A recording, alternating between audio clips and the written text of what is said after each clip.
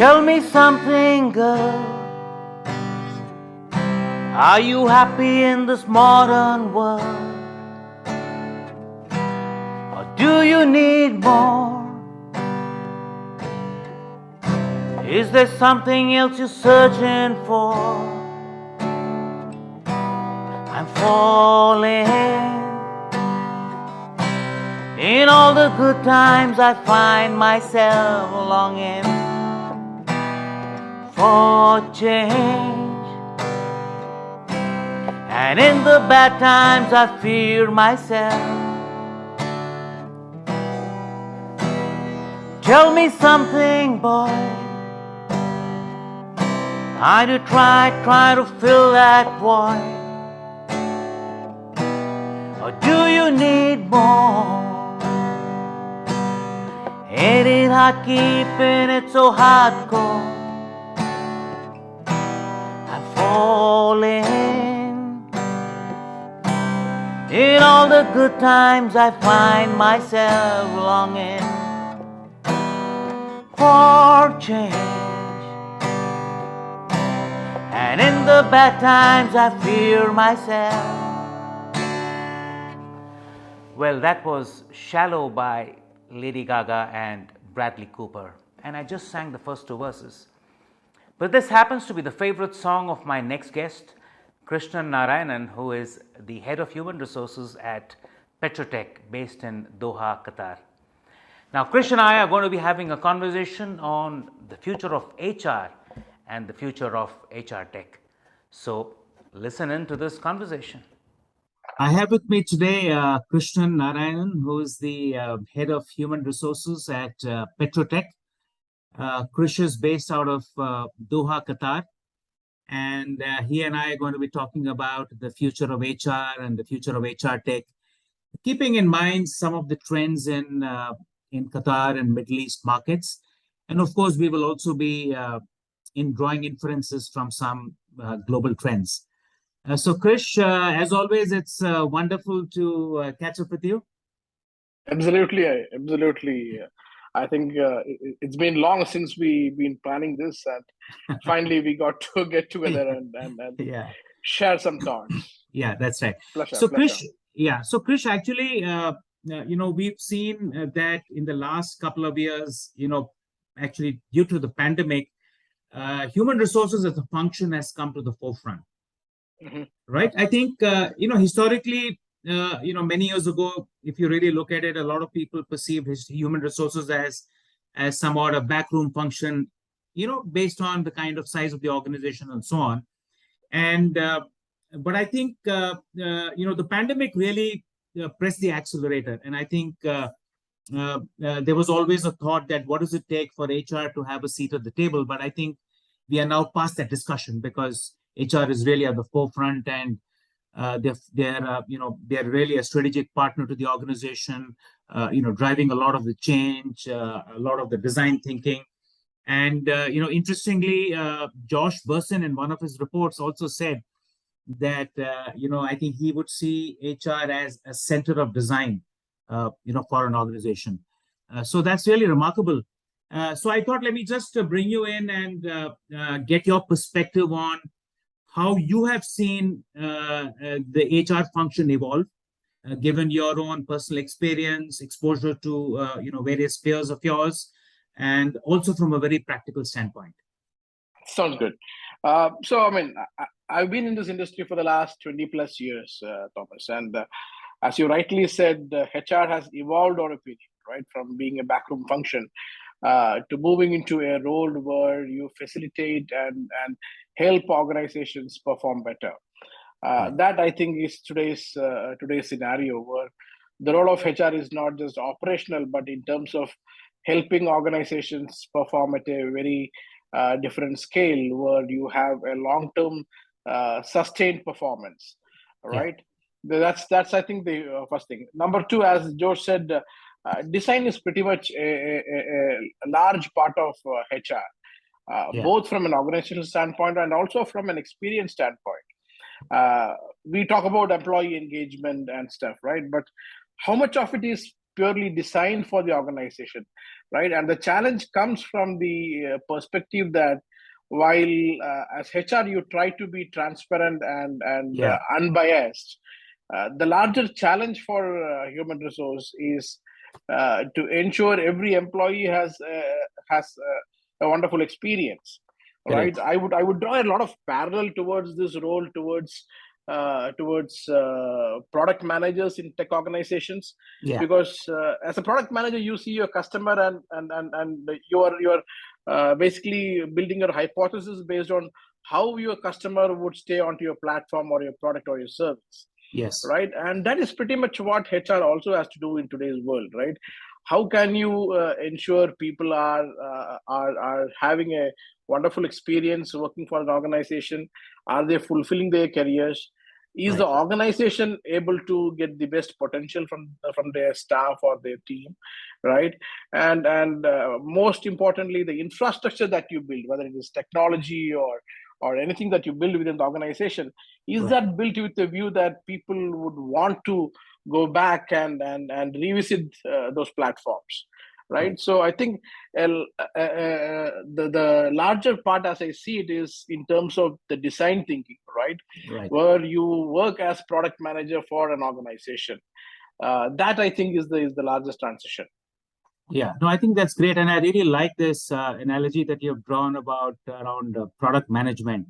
Right. I think traditionally the product manager is very key when it comes to managing the product life cycle, and likewise HR really is a product The management employee function life as cycle. far as for the employee life cycle is concerned. So I really like That's that right. analogy that you've drawn. So I think linked to that is also the fact that because of so much of transition, and as you rightly said, design thinking, there are several new concepts that are coming in, and therefore people need to rapidly upskill, right? So it really brings me to this entire capability building, that HR, that organizations need to now apply as far as HR is concerned, because I think it's a proven fact that if you have an organization with great HR capability, then I think that's a huge competitive edge, because you will have far better capability in hiring good talent, in ensuring that talent performs well, and there's great innovation in the company. So I think it's really great that all this is happening, and I think also the fact that today you have a lot of new talent who are coming in, who are digital first in that sense. I think that also makes a big difference. So having said that, Krish, I think I just wanted to move on to another very important aspect, which is how technology has become a very integral part of every organization today, and therefore human resources is actually no exception. And this really would mean that there are a great amount of new skills that HR has started imbibing, and perhaps also need to learn in going forward. And they also need to feel far more comfortable. And True. perhaps the fact that there's a younger generation coming in is also making a big difference. But what are you seeing as some of these challenges now with tech playing a significant role, and how is this transition now working for HR professionals? Right. So when it comes to tech, the way I see it is, I mean, if you draw a parallel towards the social media part of technology, right? I mean, Right. if you look at Facebook or Instagram, I mean, I Right. think their primary focus would be to see how long would Thomas be engaged on their platform, Sure. right? What drives Thomas to get back onto the Facebook day on, day Yeah. out, Right. right? But when it comes to technology that's used within organizations, whether you talk Yes. about the ERPs or the platforms that you use internally, Yeah. I don't think they have really scaled up to that level, right? Yeah. People use it as a tool to complete an activity, but Right. it doesn't keep them engaged on that platform, right? Right. It doesn't really bring people to utilize those platforms to the next level. I think that's a huge gap I see. While we Yeah. have advanced quite a lot, the user experience side of it, when it comes to a lot of Right. softwares that we currently use within organizations, Right. do not really have the kind of experience that should be built into them, right?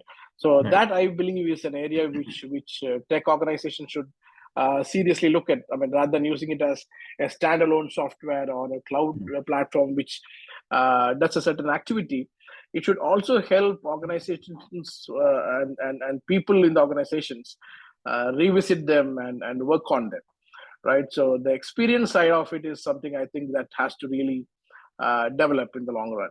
Right.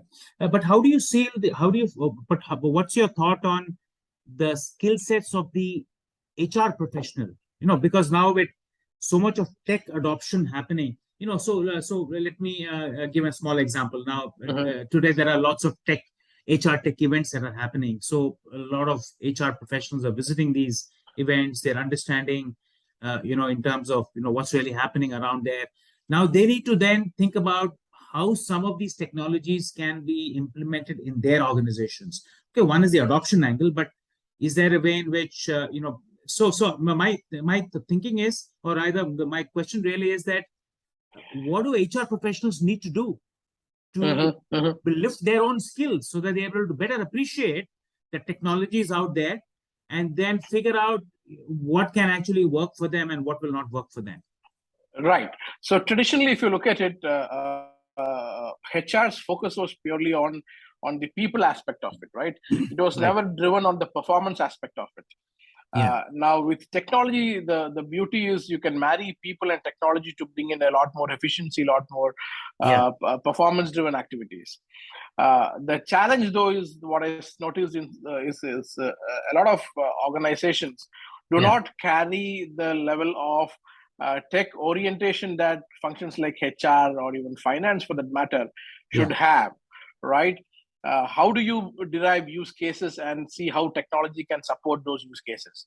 To give you a simple example, I mean, the number of HR versus the employees has been reducing day on day, right?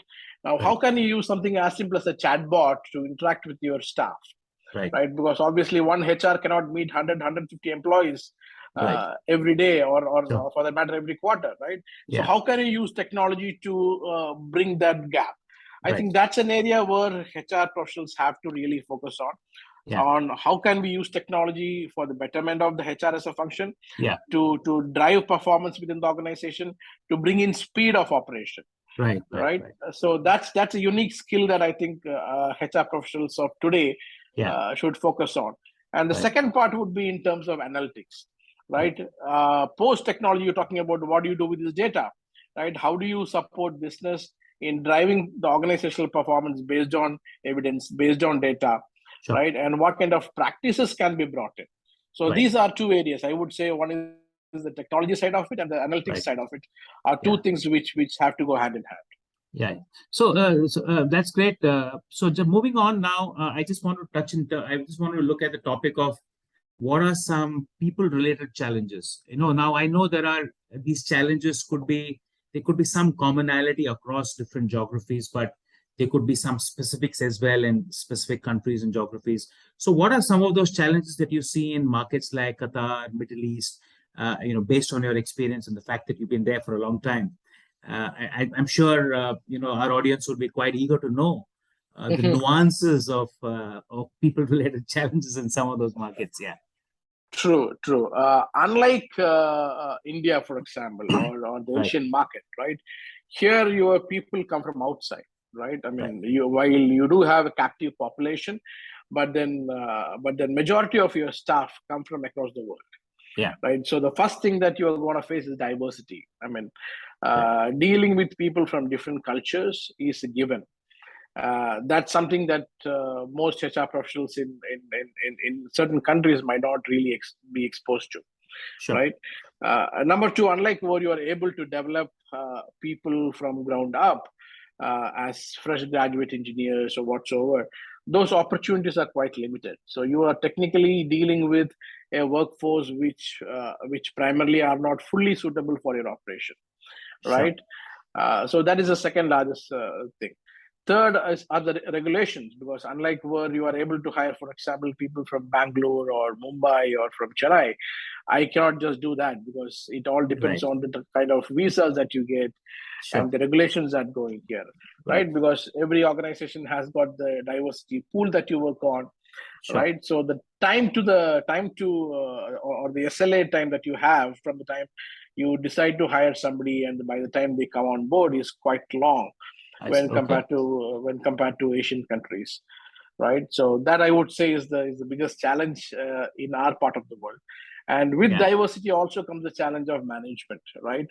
People are always comfortable working with people from their own country, for that matter, right? But then here it's very diverse. We, for example, I mean, have around 35 different nationalities. I know companies where they have much more, right? So how you deal with people brings a huge learning to you, right? Both as an individual and once you start appreciating that, you understand the value of it, right? We are designed to think the way we are brought up, and when you start questioning quite a lot of those, I think you should start appreciating rather than criticizing them, right? Absolutely. That I think is a message I would pass on to a lot of people. And another thing I've generally noticed is because of the lack of exposure to the Middle East market, a lot of businesses around the world believe it's quite an easy market to deal with. It is not. The challenges here are very unique, right? I mean, the challenges here are very unique, like in any other region, right? So I think it all goes by, I mean, the experience that you've gone through, right? I mean, if you speak to HR professionals in this part of the world, you would understand that rather than, I mean, looking at it from an isolated standpoint. Yeah. No, I think that's really unique, and it probably calls for some unique people skills as well. So I think absolutely. Full credit to that, because the challenges in markets like India are sort of, I'm sure you're quite familiar, are very different. I mean, we have currently we're going through this shortage of talent is a crisis. Absolutely. Shortage of tech talent and shortage of real good talent as well, and therefore salaries are escalating, attrition rates are very high. We've got because of the high super competitive scenario, there is high burnout rates now in organizations. Mental wellness has suddenly come into the forefront, and now this big controversy around moonlighting. Absolutely. Right. Even in today's Economic Times, there were 3 stories on moonlighting, right? So there are lots of topics of that kind which have suddenly come into the forefront, and this big thing around organizations now trying to get people back to work. Right, and there's a lot of resistance. So, how do you optimize this hybrid workforce? So it's remarkable to see how there are such differences in terms of the challenges. Absolutely, and I think it's more of a maturity cycle. I don't think 10-15 years ago we would have foreseen these kind of challenges coming up, right? I think if organizations go with an open mind, we would be able to find a solution out of it, right? Yeah, that's right. We are fundamentally opposed to an employee working for somebody else, right? But then you also have a question. I mean, if it is not a competitor, why not? Right? If the person is able to add some extra skills, why not? There are countries across the globe where they are open to people moonlighting, right? I mean, so I mean, if somebody is able to do it, why not, right? So these are things I think we'll mature over a period. I think we debate, we fail, we win, make some wins, and then we move forward. That's right. No, great. So I just want to now quickly touch upon, are there any specific HR technologies that are getting adopted in markets like the Qatar and the Middle East? Are there anything specific which are more popular than the others? What are some thoughts on that? When it comes to HRTech, I think in the last 5 years, I think we've been interacting for the last 4 or 5 years, right? Yeah. I think in the last 5 years, it has certainly matured. Right. You find a lot of different offerings that are available in place, but it's still not to the extent that you would see in more matured countries, as I would put it. Right. The primary reason I would say is because of the lack of availability of resources. You don't have tech organizations having taken up, Middle East as a real base to drive it. Right. But it is changing. Right? It is changing. I've seen a lot of large software companies who are showing interest in this market. And once you stay put in the market, I think that whole ecosystem changes. But the availability of software in terms of both the capability and offerings are still not at par when it comes to the rest of the world. Right. Okay. No, that's interesting. And finally, Krish, we spoke about how the HR function has evolved. So I just wanted to quickly touch upon how the role of the CHRO itself is evolving, because I think CHRO has become a very critical resource to the leadership in the last few years. I think they've really been able to coach the other CXOs around an employee first philosophy, which has also emerged thanks to the pandemic. So how are you seeing some of these things, and what's your thought on all this going forward? Yeah. I would again draw a parallel to what was being practiced versus what I foresee as the next decade or so when it comes to the role of CHROs, right? Earlier, the focus was purely on organizational performance through HR interventions or HR practices, right? Today, I think that is moving more towards economics. How do you marry economics with HR, right? Whether it is internal or external, right? When you talk about mergers, acquisitions, what role does HR play in that, right? How do you bring two cultures on board together, right? When you talk about diversification, how do you do it? In terms of organizational profitability and strategy, where does HR play a role, right? And how do you apply technology and analytics in terms of, more in terms of a performance function for the organization? I think these are the areas which would need a lot more focus from CHROs, away from the traditional, day-to-day aspects of HR. This, I think, will be the next for the next decade. I would see a lot of activity within this, right?